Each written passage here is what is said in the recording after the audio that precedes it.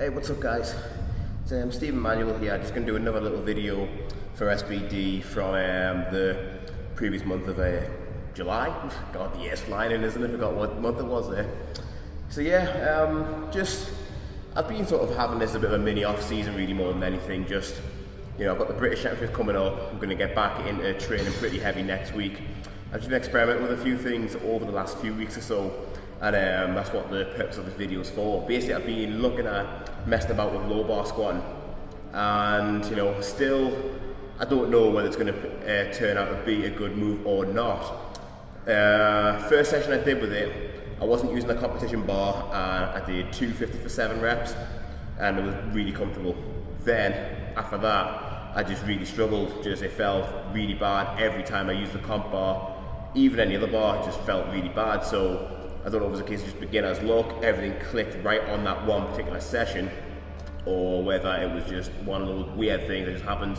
I don't really know too much, but you know, I've been squatting high bar for the last 3 years or so you've got to basically be prepared to put in a fair bit of time to actually start to change your technique, for it to start feeling natural, to get you in the right groove and everything. So, you know, I'm going to give it at least 6 months or so. I'm probably about 6 weeks into that time frame right now, and you know, as I say, I still don't know how it's going to end up being. As it stands, I've squatted a 280 for a single, and that was tough as hell. I've done a 260 double, which was last week, and today I'm going to see if I can do a 260 triple or a 260 for 4, something like that. I really don't know how that's going to go, but you know, I'm confident enough that I can do a decent enough weight on the low bar for today's session. And then next week, rather than just guessing at what I'm going to be doing, I'm going to actually have a plan in mind leading up to the British Championship, which I've got 7 training weeks for. Okay, so what I'm going to talk about today for the purpose of this video is basically some of the potential pitfalls of anybody looking to change into a low bar squat, where you might actually start to feel it.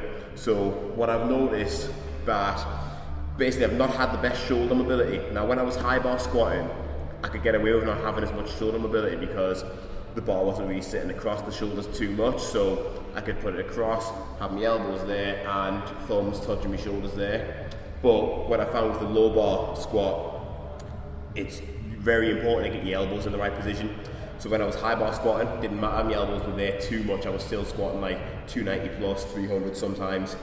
But when I'm low bar squatting, when I was trying to be in that position there with the elbow, it was just wrecking my shoulder. So you've got to work on getting your mobility improved to get yourself in the right position, so your elbows can be under the bar and pulling downwards. So I'm going to show you a few exercises to correct that. And also as well, I've been finding that my hip flexor and my lower back has been in absolute agony some days if I haven't been doing mobility and stretching and things like that. So again, a few exercises for that. So with these, what I generally tend to do, if you're looking for any more stretching than that as well, I mean, I'm not the guy with this sort of stuff. I know a few things, I don't know everything, but you're looking for Kelly's Tourette Mobility Ward. That's where I took up all this sort of stuff. So if you're looking for different things, things that aren't as aggressive, he's got loads of different things in there. So have a look into him. So basically for my glutes, I'm trying to get my hips opened up basically so that's going to take some of the strain off my lower back. So for glutes, and this is going to be an absolutely shocking attempt at a glute stretch because my glutes are so tight and do need to improve in that in general. But basically what we're looking to do here, so we want knee in line with the foot, and then for me right now, this is enough for me. I'm just leaning forwards from there, and at the minute my back leg isn't straight behind where I need to be. So what you're really eventually working up to is being at a point where you can keep this knee and your foot flat to the floor, and you've got this in behind there like that, so you see how much space is there now. That's because how tight my glutes are. So over time I'm looking to get my legs straight and the knee down towards the floor. So that's one exercise to work on that for the glutes. In terms of your hip flexor, what I'm looking to do, you've got your band up on there, pop your foot in, back leg there, and then rest your knee and just lean backwards, squeeze your glutes, shoulders back. Very important not to hyperextend here, okay? So you want to be just upright, knee and shoulder in a straight line, squeezing your glutes nice and hard, letting that band pull you in. If that's a bit easy, all you do is just shuffle it back, like so. Again, that's just pulling nice on the hip flexor there.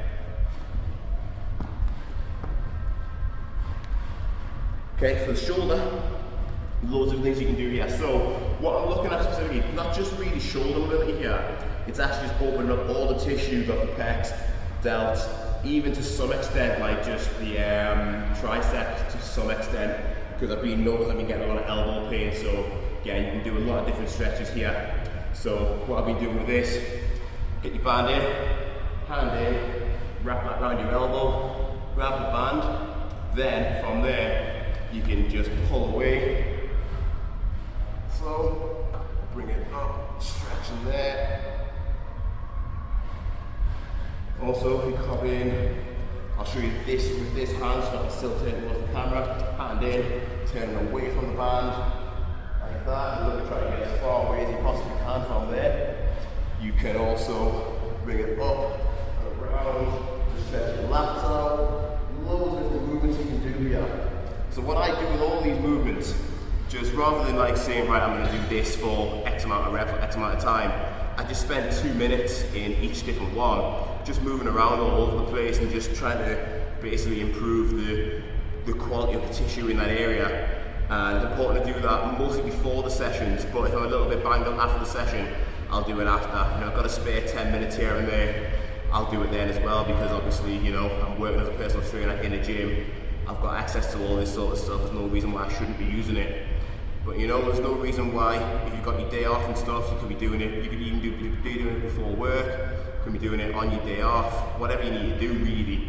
Just, you've got to get it done. It only takes 10-20 minutes, and I've been very guilty, as you can see by the tightness of my glutes, I've been very guilty of being lazy on all this sort of stuff.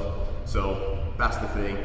Low bar is a very efficient way of squatting, but it's a lot more demand on the body and a lot less forgiving. So I've got to make sure that I'm putting all this work in to keep myself injury free, just keep progressing. Right guys, that's enough for me. Hope everybody's training's going well. Catch you all down the road. See you later.